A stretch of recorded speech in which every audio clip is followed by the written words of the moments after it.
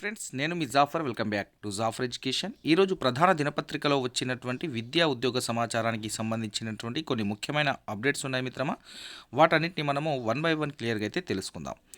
అదేవిధంగా టెట్కి సంబంధించినటువంటి free grand టెస్ట్లు మన యొక్క యాప్లో అందుబాటులో ఉన్నాయి మిత్రమా. మీరు రాయాలనుకుంటే యాప్ యొక్క లింక్ నేను కామెంట్ సెక్షన్లో పిన్ చేసి పెడతాను. మీరు అక్కడ నుండి మన యాప్ డౌన్లోడ్ చేసుకుని రిజిస్ట్రేషన్ చేసుకున్నట్లయితే మీరు మన యొక్క ఫ్రీ గ్రాండ్ టెస్ట్లను రాసుకోవచ్చు. అదేవిధంగా అన్ని రకాల పీడిఎఫ్ నోట్స్లు మెటీరియల్స్ కూడా మన యొక్క యాప్లో అందుబాటులో ఉన్నాయి.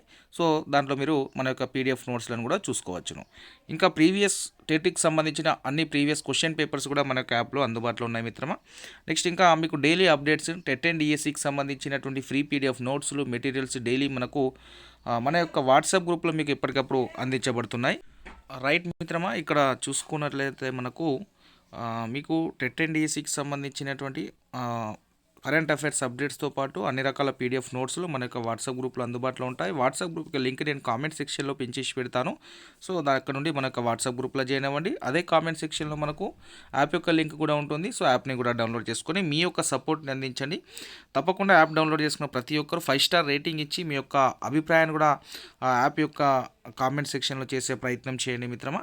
రైట్ మిత్రమా, మొదటి అప్డేట్ చూసుకున్నట్లయితే ఇక్కడ ఎస్సీ వర్గీకరణ తర్వాత కొత్త నోటిఫికేషన్లు అయితే రాబోతున్నాయి.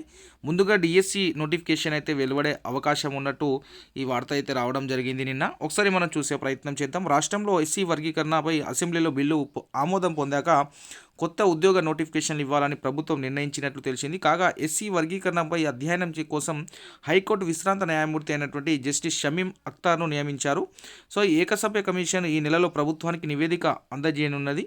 అయితే వచ్చే అసెంబ్లీ సమావేశాల్లో ఎస్సీ వర్గీకరణకు సంబంధించిన బిల్లు ప్రవేశపెట్టనున్నట్లు తెలుస్తుంది. అంటే ఫిబ్రవరిలో మళ్ళీ దీనికి సంబంధించిన సమావేశాలు అయితే ఉండబోతున్నాయి.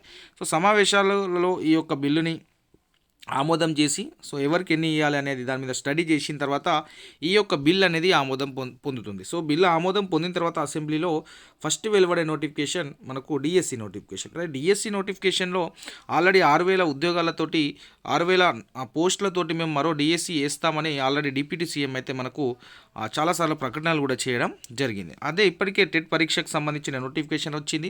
జనవరి 2 నుంచి ఆన్లైన్ పరీక్షలు కూడా జరగనున్నాయి. రైట్, ఇక్కడ మనం ఒక విషయాన్ని గమనించినట్లయితే మొత్తానికైతే ఎస్సీ వర్గీకరణ రిపోర్ట్ ఈ నెలలో కావచ్చు, ఫిబ్రవరి ఫస్ట్ వీక్లో కావచ్చు ఇచ్చే అవకాశం ఉంది. సో ఎస్సీ వర్గీకరణ ఇచ్చిన తర్వాత దాని అసెంబ్లీలో ఆమోదం తెలపాలి, దాని మీద కమిటీ, సో ఇలాంటి మళ్ళీ అసెంబ్లీలో స్టడీ చేసిన తర్వాత అపోజిషన్ పార్టీస్ ఇవన్నీ ఉంటాయి. సో ఇవన్నీ సపోర్ట్ చేయడం కావచ్చు, ఇంకా అదేవిధంగా దీనికి సంబంధించిన అన్ని విషయాలు క్లియర్ కట్గా కావడానికి కొంచెం టైం పడుతుంది. సో టైం పట్టిన తర్వాత ఈ ఆమోదం పొందిన తర్వాత అసెంబ్లీలో సో ఎస్సీ వర్గీకరణ ప్రకారం మనకు డిఎస్సి నోటిఫికేషన్ అనేది రాబోతుంది. రైట్, ఈ డిఎస్సి నోటిఫికేషన్ రాబోయే డిఎస్సి నోటిఫికేషన్ జాబ్ క్యాలెండర్ ప్రకారం కంపల్సరీగా వస్తుంది. సో దాంట్లో వస్తుందా రాదా అనే మళ్ళీ డౌట్స్ క్రియేట్ చేసుకోకండి.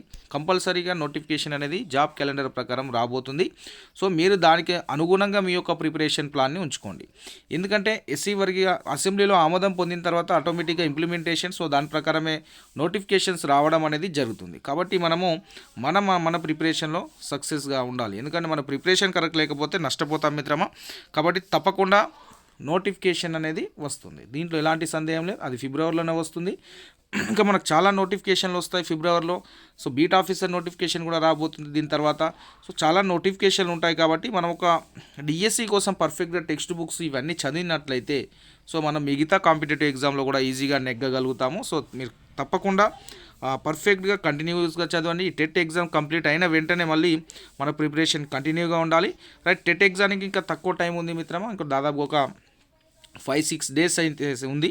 సో ఈ 5-6 డేస్లో మీరు రివిజన్ చేసే ప్రయత్నం చేయండి. కొత్త అంశాలు చదివే ప్రయత్నం అయితే చేయకండి మిత్రమా. ఎందుకంటే కొత్త అంశాలు చదవడం వల్ల మనకు నష్టమయ్యే అవకాశం ఉంది. నెంబర్ ఆఫ్ టైం టెస్టులు రాయండి. మన టెస్ట్ సిరీస్ తీసుకున్న ప్రతి ఒక్క అభ్యర్థి ఎన్నిసార్లు అయినా రాసుకునే అవకాశం అనేది ఉంది టెస్ట్ సిరీస్ని. సో మీరు రాసుకోండి, రివిజన్ అవుతుంది, మళ్ళీ చదవండి. సో ఈ విధంగా ప్రయత్నాలు చేయండి. కొత్త వాటికి మళ్ళీ వెళ్ళి చదివే ప్రయత్నం చేయకండి. 5-6 డేస్లో రివిజన్ చేసే ప్రయత్నమే చేయండి ఎక్కువ టైమ్స్. నెక్స్ట్ టెట్ ఎగ్జామ్లో ప్రతి ఒక్కరు ఈజీగా క్వాలిఫై అవుతారు మిత్రమా. అదేవిధంగా టెట్లో మీ పేపర్ కూడా ఈజీనే ఉంటుంది, మీరు టెన్షన్ పడకండి. ప్రతి ఒక్కరు టెక్స్ట్ బుక్స్ బేస్ క్వశ్చన్సే వస్తాయి. టెక్స్ట్ బుక్స్ని దాటి క్వశ్చన్ అయితే ఇవ్వరు. కాబట్టి మీరు టెక్స్ట్ బుక్సే చదువుతున్నారు. మన యొక్క జాఫర్ ఎడ్యుకేషన్ 50 డేస్ ప్లాన్లో ఉన్నటువంటి అభ్యర్థులందరికీ అదే ప్రిపేర్ చేపిస్తున్నాం మేము కూడా. Text books questions, text books topics ఇచ్చి చదివించి ఎగ్జామ్స్ అనేది రాపిస్తున్నాం కాబట్టి మీకు ఎలాంటి భయం అవసరం లేదు, ఎలాంటి సందేహాలు అవసరం లేదు. యాజ్ ఇట్ ఈస్ క్వశ్చన్స్ అనేటివి టెక్స్ట్ బుక్ నుండే వస్తాయి మిత్రమా. ఇక నెక్స్ట్ ఇక్కడ చూసుకున్నట్లయితే అక్రమంగా ఉద్యోగాలు అయితే తీసుకుంటున్నారు, నకిలీ ధృవపత్రాలతో ప్రభుత్వ కొలువులు పొందుతున్న వైనం. రైట్, ఇక్కడ ఈడబ్ల్యూఎస్ కింద సర్టిఫికేట్లు పొందిన అనర్హులు. నాగర్ కర్నూలు జిల్లాలో పోలీసు, ఏడబ్ల్యూ, జెన్కో, డిఎస్సిలో ఉద్యోగాలు పొందినట్లు ఆరోపణలు.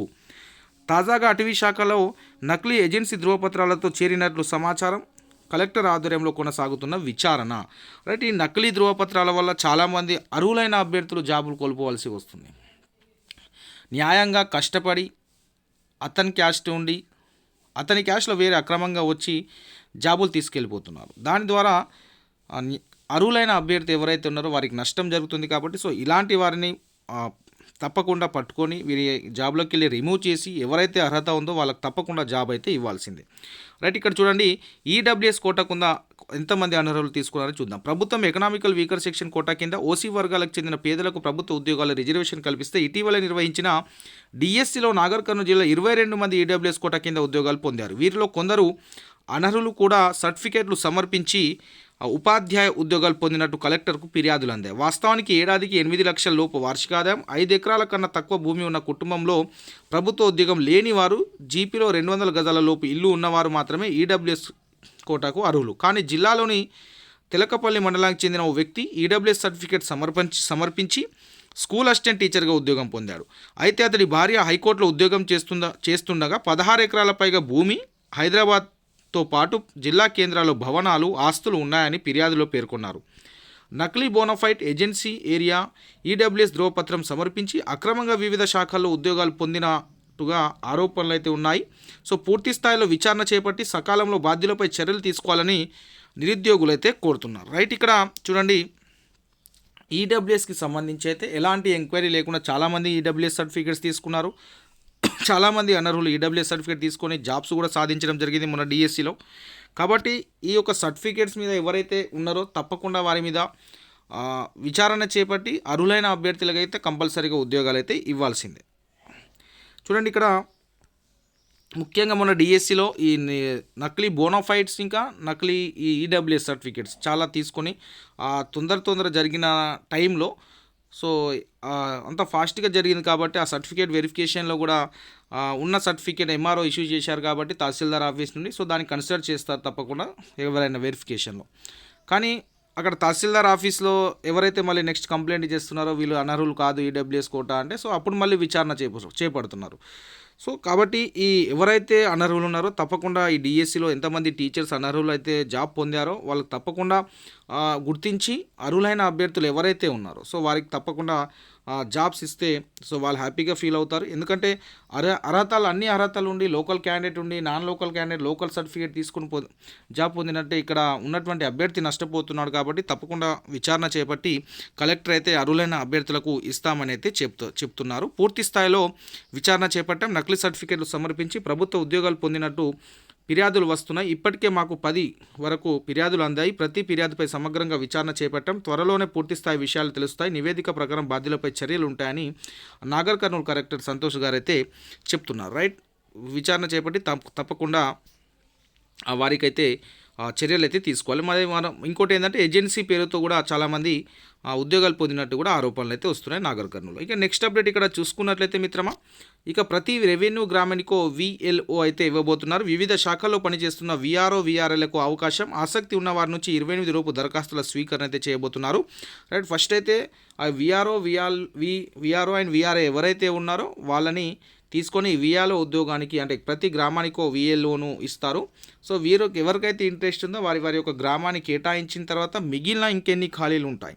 సో దాదాపుగా మొత్తం మనకు 10,954 రెవెన్యూ గ్రామాలని మొత్తం 7,039 విఆర్ఓ పోస్టులకు 5,195 మంది, 25,750 విఆర్ఏ పోస్టులకు 20,255 మంది అయితే బుక్స్ అన్ని కంప్లీట్గా ఎవరైతే డిఎస్సి అభ్యర్థులు ఉన్నారో వారు 10th వరకు కంప్లీట్గా చదువుతున్నటువంటి అభ్యర్థులు సో ఖచ్చితంగా విఆర్ఓ జనరల్ స్టడీ పేపర్ అనేది ఈజీగా చేస్తారు మిత్రమా. నెక్స్ట్గా అర్థమెటిక్ సంబంధించినటువంటి క్వశ్చన్స్ కూడా ఉంటాయి. సో అర్థమెటిక్ క్వశ్చన్స్ కూడా అదే పేపర్లో ఉంటాయి. ఒకటే పేపర్ ఉంటుంది. సో ఆ పేపర్లో మీరు అర్థమెటిక్ క్వశ్చన్స్ కూడా వస్తాయి. దాన్ని మీరు ఈజీగా చేయవచ్చు మిత్రమా. నెక్స్ట్ మిత్రమా 5-8 క్లాసులు ఫెయిల్ అయితే మళ్ళీ చదవాల్సిందే, రీ ఎగ్జామ్లో పాస్ అయితేనే పై తరగతులకు ప్రమోట్ చేయాలి అని నిన్న కేంద్ర ప్రభుత్వం అయితే వెల్లడించడం అయితే జరిగింది. ఇక నెక్స్ట్ అప్డేట్ ఇక్కడ చూసుకున్నట్లయితే త్వరలో మనకు 32,438 ఉద్యోగాలకు నోటిఫికేషన్ రాబోతుంది. రైల్వేలో 32,438 గ్రూప్ డి ఉద్యోగాల భర్తీకి ఆర్ఆర్బీ త్వరలో నోటిఫికేషన్ ఇవ్వనుంది. జనవరి 23 నుంచి దరఖాస్తుల స్వీకరణ ప్రారంభం కానుంది. అత్యధికంగా ట్రాక్ మెయింటైనర్ ఉద్యోగాలు 13,187, అదేవిధంగా పాయింట్స్మెన్కి సంబంధించి 558, అసిస్టెంట్ వర్క్షాప్ సంబంధించిన 3,077, అసిస్టెంట్ సహా మరికొన్ని ఉద్యోగాలు ఉన్నాయి. 18 నుంచి 36 ఏళ్ల వారు దరఖాస్తు చేసుకోవచ్చు. 10th లేదా ఎన్సీవీటీ నుంచి ఎన్ఏసీ సర్టిఫికేట్ కావచ్చు.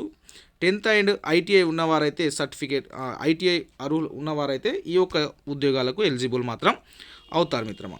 రైట్ మిత్రమా, ఈరోజు మనకు ప్రధాన దినపత్రికలో వచ్చినట్టు అప్డేట్స్ ఈ విధంగా ఉన్నాయి. ఇంకే అప్డేట్స్ ఉన్నా జాఫర్ ఎడ్యుకేషన్ వాట్సాప్ గ్రూప్లో ఎప్పటికప్పుడు అందించబడతాయి. ప్రతి ఒక్కరు మీ యొక్క సపోర్ట్ని లైక్ ద్వారా అందించే ప్రయత్నం చేయండి. Thank you so much.